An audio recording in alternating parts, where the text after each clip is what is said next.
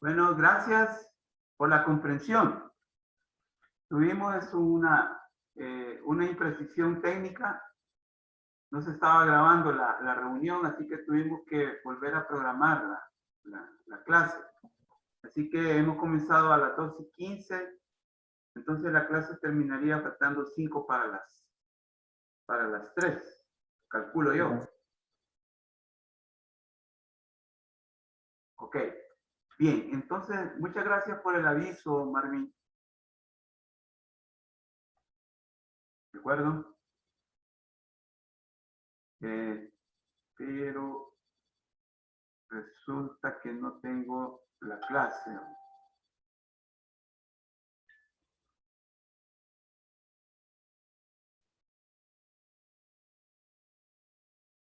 Entonces,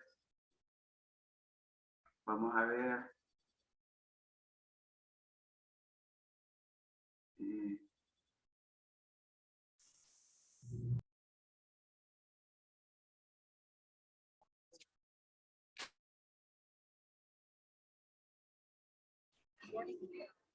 No tengo la clase.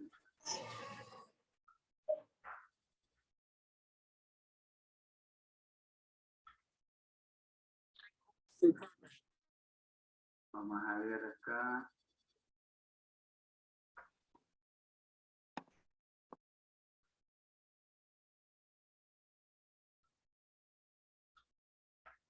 No me aparece.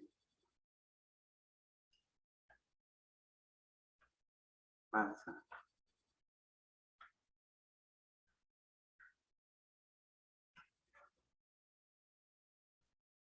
Ok, pues sí. Bien. Entonces, estamos a este nivel de la clase.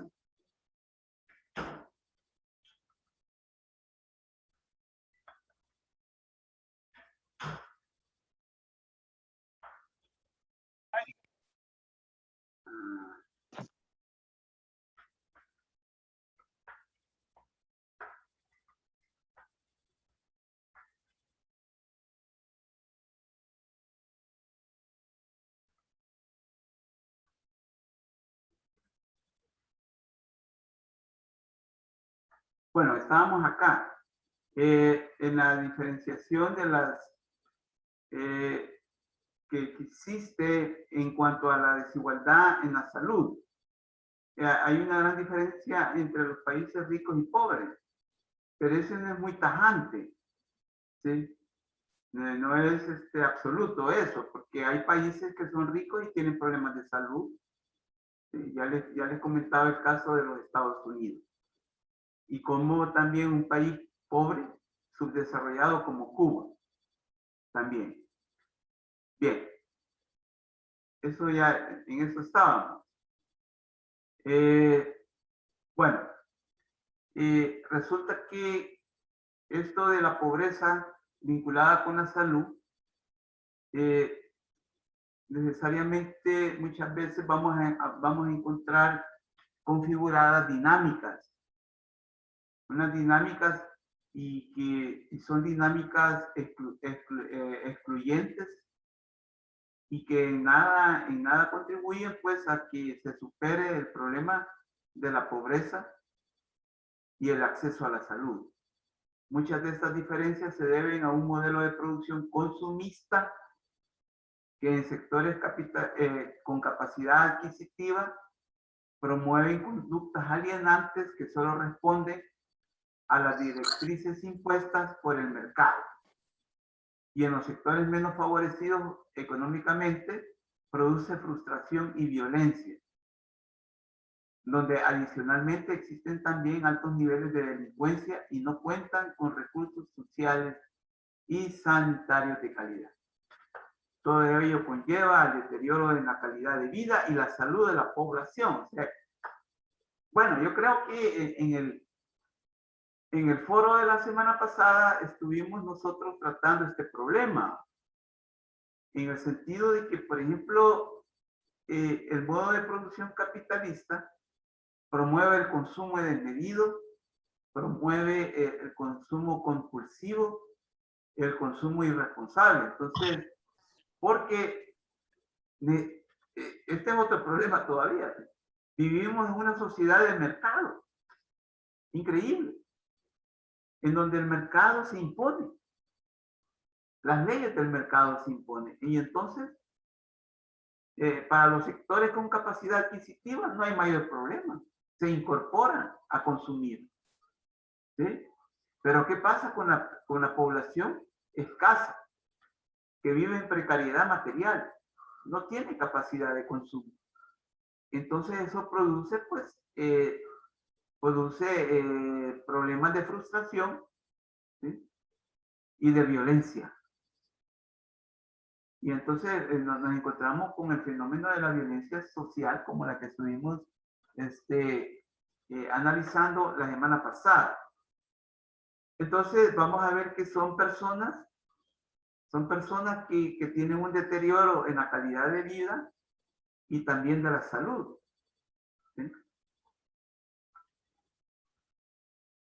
Bueno, entonces la pobreza según la ONU, de acuerdo a la Organización de las Naciones Unidas para la Educación, la Ciencia y la Cultura, hay tres perspectivas que deben considerarse al evaluar si un individuo está en situación de pobreza. Uno, estos tres criterios hay que tomarlos en cuenta, o perspectivas. Si su ingreso está por debajo de una línea de pobreza. Resulta que en esto de calcular o de analizar la pobreza, hay una verdadera teoría. Hay verdaderas técnicas para poder medir y evaluar la pobreza. Y entonces una de ellas se llama la línea de pobreza. ¿Sí? ¿Quiénes están debajo de la línea de la pobreza y quiénes están por arriba de la línea de pobreza?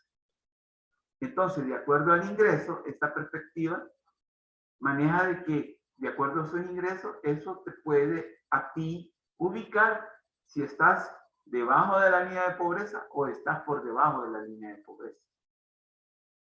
Entonces, eso es una perspectiva que toma en cuenta la ONU.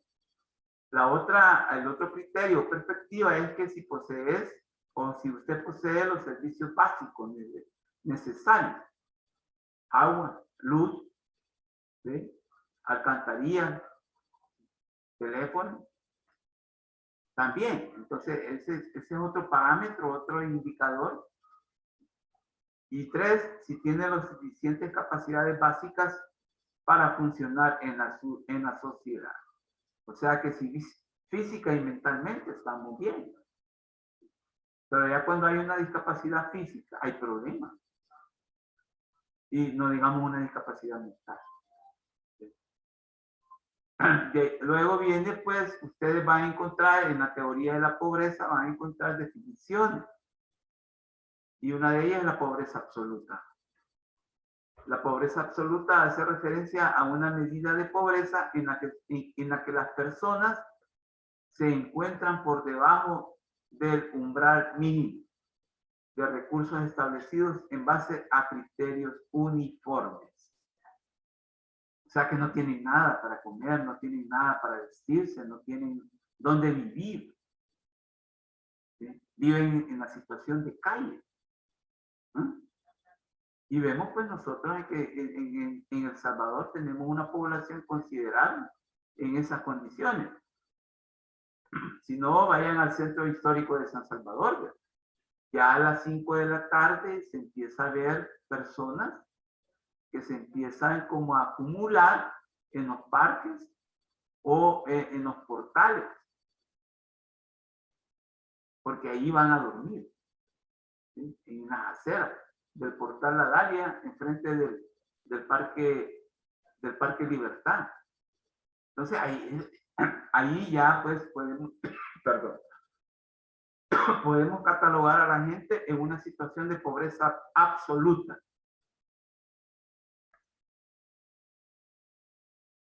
Así la pobreza absoluta establece un criterio basado en un ingreso mínimo, el cual en base a unas estimaciones permite al individuo o familia tener una vida digna. ingresos mínimos para tener una vida digna. Esto en realidad es bien discutible. Así como acceso a aquellos servicios más básicos. De esta forma, toda persona que se encuentre por debajo del ingreso mínimo se considera persona en situación de pobreza. ¿A qué le vamos a llamar ingreso mínimo? Eso nosotros en sociología lo consideramos como aquellos ingresos en los cuales a vos te permiten vivir digna y decentemente. Ojo con eso. Y no aquellos ingresos que solo te permiten cubrir, por ejemplo, la comida. ¿Sí? Y no te cubre, por ejemplo, la vivienda. ¿Eh?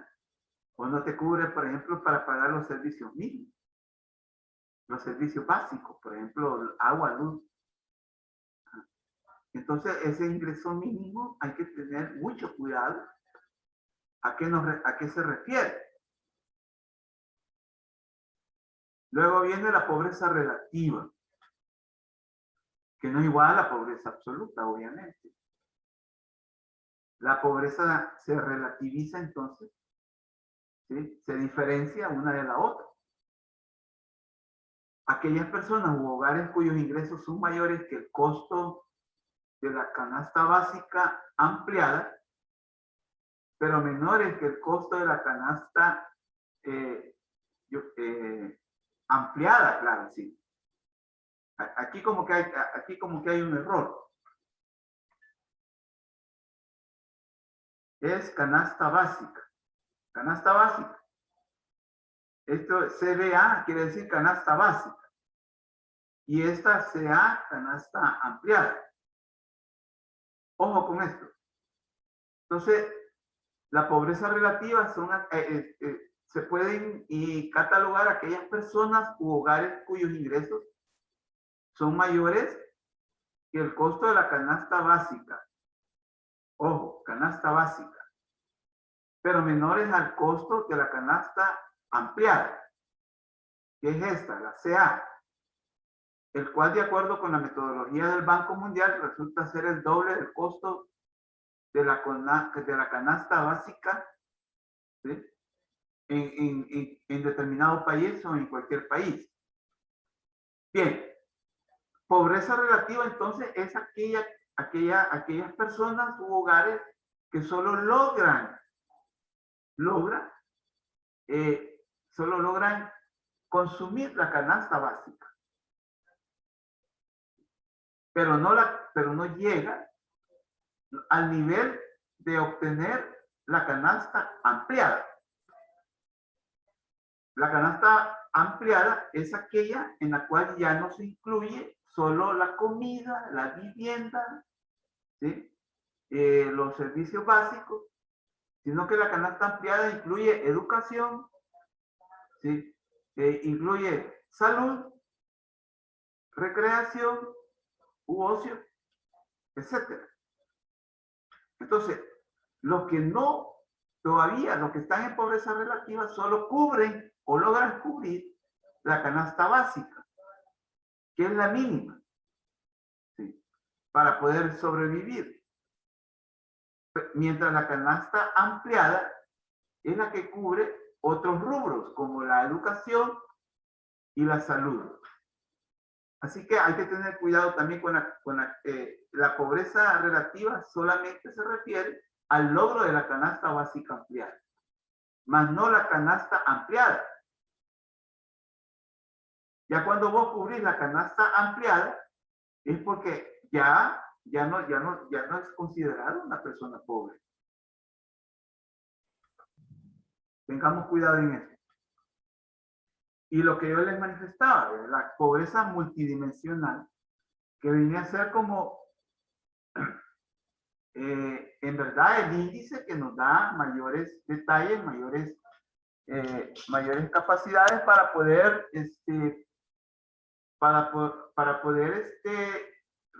referirnos cómo está la pobreza en un país. la pobreza multidimensional. Es más operativa. A eso nos referimos. Y que es más funcional. Entonces vienen los factores de riesgo relacionados con el COVID-19. Entonces aquí ya vamos a ir vinculando pobreza, salud, pero precisamente y específicamente con la pandemia COVID-19, que es en realidad la variable independiente, o sea, el COVID-19, el que está como, está incidiendo en una forma drástica en la vida de la población.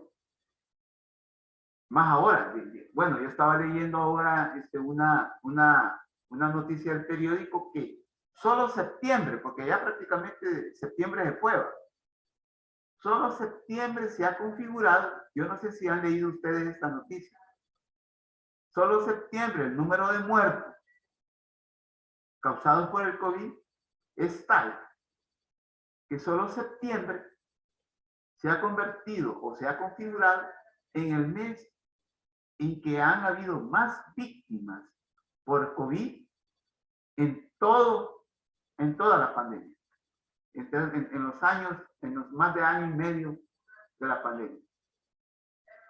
Ojo con eso. Bueno, entonces yo me tomé la libertad de averiguar cuántos han muerto en lo que va del mes de septiembre, y se calculan más de 700 muertes por COVID. Entonces la morbilidad es alta, lo que hablábamos en el foro, porque la mortalidad, ¿sí?, solo me dice el número de muertes, ¿sí?, pero no dice la enfermedad específica o la afectación específica. Esa es la mortalidad. Pero ya la morbilidad es cuando me dice el índice de muertes por una enfermedad o por una dolencia en específico. En este caso, la morbilidad se la lleva el COVID-19. Entonces dice, hay que hablar de los factores de riesgo relacionados con el COVID-19. Pobreza y salud y COVID-19. Se presentan 6 factores de riesgo a partir de igual número de privaciones o carencias consideradas por el índice de pobreza multidimensional. Estas son los factores de riesgo. El acceso al agua. Si no hay acceso al agua, hay problemas. El acceso a los servicios de salud. También, si no hay servicios de salud, también hay problemas. El problema del hacinamiento en los hogares y viviendas. El hacinamiento también. Resulta que las familias salvadoreñas todavía son numerosas y viven en viviendas pequeñas. Entonces se da el fenómeno del hacinamiento. El otro es el saneamiento también. El saneamiento que también no ocurre en la mayoría de las viviendas. No hay aguas negras, no hay aguas lluvias, etc. Acceso a seguridad social y su empleo, como también factores. Gente que no cotiza al seguro social y tiene que ir al sistema nacional, y gente en situación de subempleo si es que está trabajando.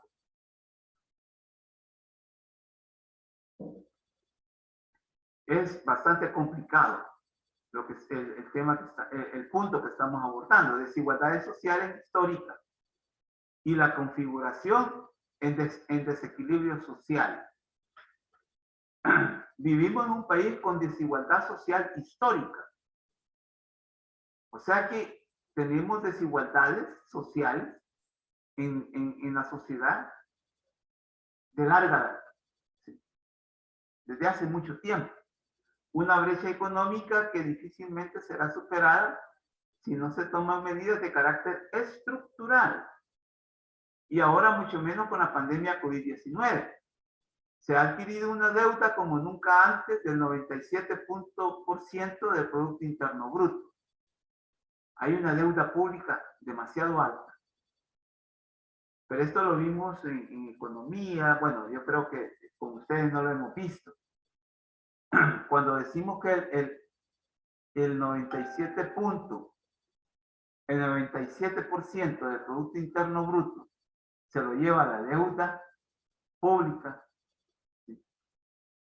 y privada, esto quiere decir de que en la economía salvadoreña, de cada dólar que se produce, 97 centavos van para el pago de la deuda.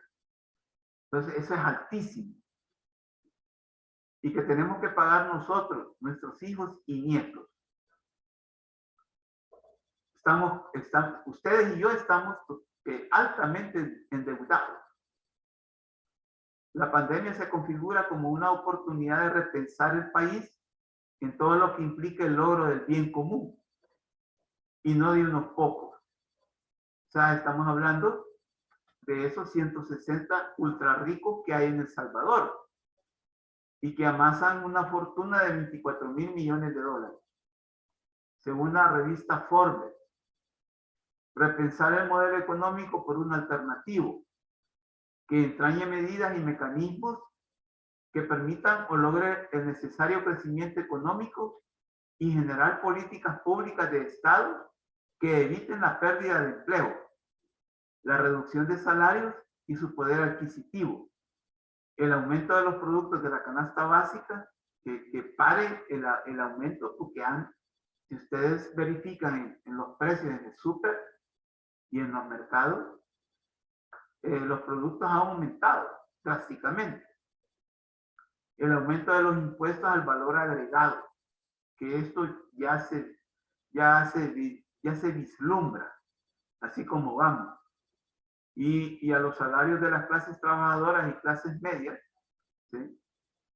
También van a tener problemas de poder cubrir los gastos. Y no digamos el problema de la deuda externa. Reflexión final.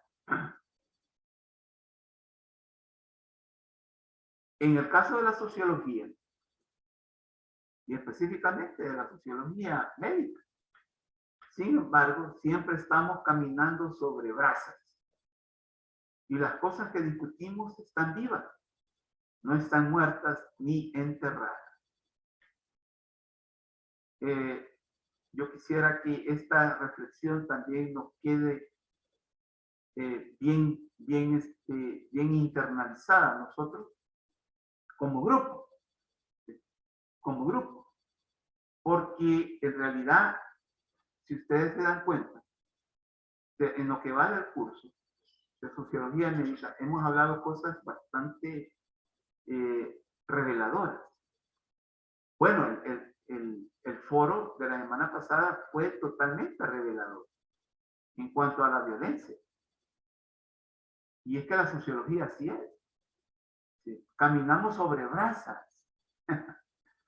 O sea, imagínense caminar sobre brasas. ¿Sí? ¿Qué significa eso? Y las cosas que discutimos están vivas, no están muertas. No podemos aspirar a hablar teoría, vale decir teoría sociológica. Que en alguna forma hablamos, por ejemplo, en el foro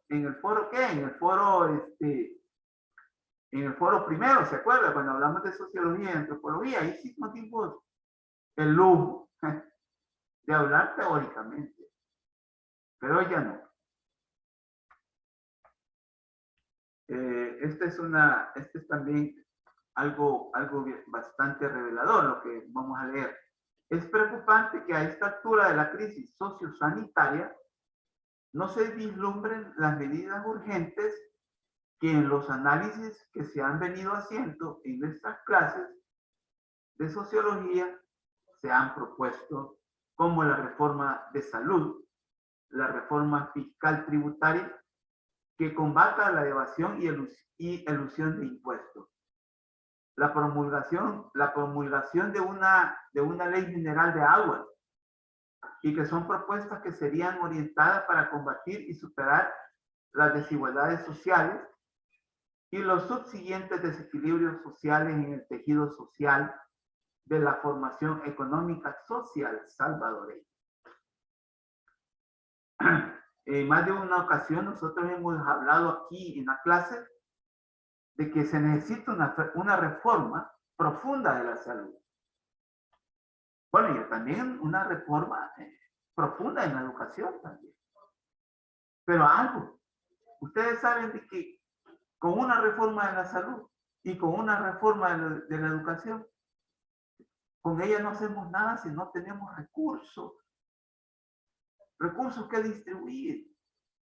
Recursos que brindarle a la población. Ojo, no podemos hacer nada sin recursos. Entonces, por eso es que se habla también de la reforma fiscal, tributaria. En este país tenemos un sistema tributario injusto, en donde los que pagan más son los que ganan menos. Esa dinámica es absurda y dañina. Y en cambio los que ganan más pagan menos. Mire, esto no es ningún invento. Ustedes lo pueden consultar incluso con personas que hablan de esto, son expertos en esto. Entonces, ¿cómo se llama eso? Se llama un sistema fiscal tributario regresivo. ¿Sí? Ojo. Y entonces, por ejemplo, todos y todas saben de que aquí en este país el IVA es del 13%. Vamos a terminar el año con el 15%. Pero ahorita, hoy por hoy, es el 13%. Bien.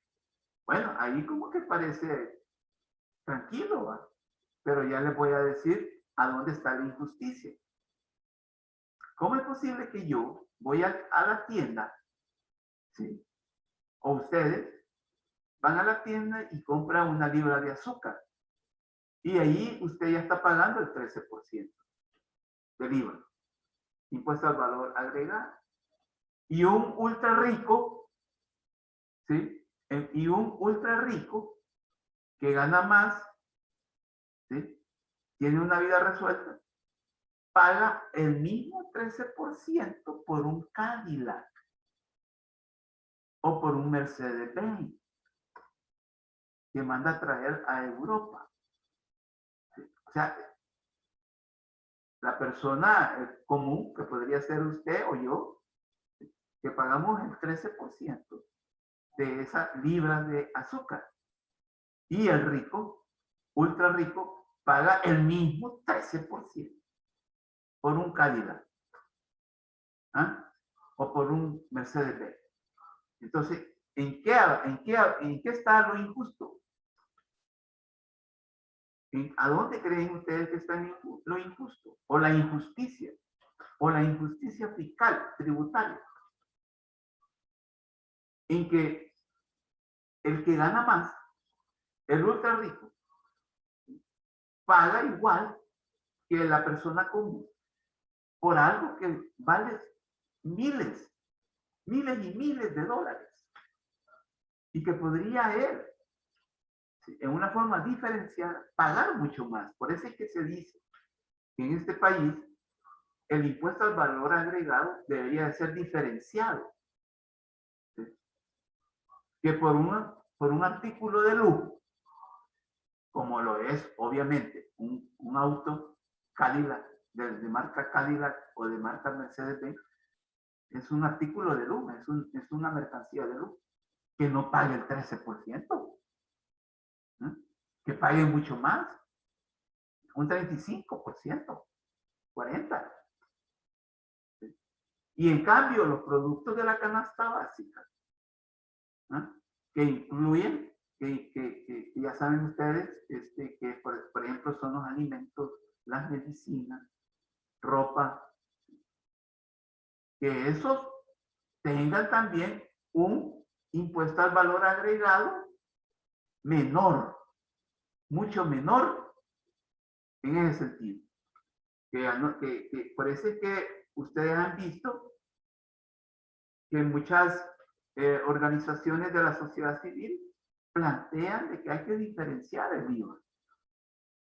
Que, por ejemplo, se les quite incluso a la medicina, que no paguen ningún impuesto al valor agregado, que se les quite a la medicina, por ejemplo, que se les quite también a los productos de primera necesidad, los cereales, por ejemplo, ¿sí? Los cereales, que no paguen, que paguen cero IVA, o en su defecto que se les baje. Entonces, ahí hay como, aquí les estoy yo explicando, pues, una situación desigual. ¿Por qué es desigual? Porque el otro puede pagar más y tiene capacidad de pagar más. Ahí está la desigualdad. Pero usted me puede preguntar, mire, pero está pagando el mismo impuesto, 13%. Ahí está el detalle. Ahí está la injusticia. La persona común debe de pagar menos, porque no tiene la misma capacidad adquisitiva que el ultra rico. Y por eso es que hablamos, pues, de la necesidad de una reforma fiscal tributaria. Sin esa reforma fiscal tributaria no podemos lograr transformar la salud, mucho menos transformar la educación. Estamos en una situación muy complicada, créanme. Y en sociología tenemos la oportunidad de poder ventilar estos problemas. Es posible que en otras materias también ustedes puedan hablar, no sé, en psicología, ¿sí? O en salud comunitaria, es posible. Entonces, sigamos con lo que nos dice la idea esta de la diapo, porque todavía faltan unos minutos. En medio de la crisis sociosanitaria se manifiesta el momento político de la coyuntura, configurando un debilitamiento o desmantelamiento de la institucionalidad, lograda con los acuerdos de paz de 1992. Cuando yo me refiero al desmantelamiento de la institucionalidad, me refiero a lo que sucedió a partir del 1 de mayo. ¿Sí? Fue desmantelada, ¿sí? Fue desmantelada la Corte Suprema de Justicia por el gobierno de Bukele, ¿sí? Fue también el fiscal, también la fiscalía su fiscal general fue destituido, ¿sí? Hoy últimamente el Consejo Nacional de la Judicatura, mire lo que les ha sucedido a los jueces también. Hay un desmantelamiento de la institucionalidad. Y eso va a repercutir en la salud. Y eso va a repercutir en los índices de pobreza. Entonces, estamos en una situación en la cual el proceso de democratización inacabado que veníamos nosotros desarrollando